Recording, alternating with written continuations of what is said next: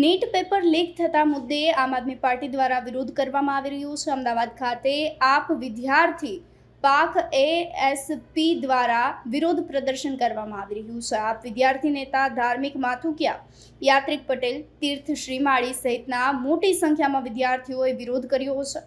આપ દ્વારા વિદ્યાર્થીઓના હક માટે થઈ રહેલા પ્રદર્શનને કચડી નાખવાની કોશિશ કરવામાં આવી રહી છે। આપના વિદ્યાર્થી નેતાઓની તાનાશાહી ઢબે અટકાયત કરવામાં આવી છે, જેને લઈ પણ આમ આદમી પાર્ટી દ્વારા વિરોધ કરવામાં આવ્યો છે।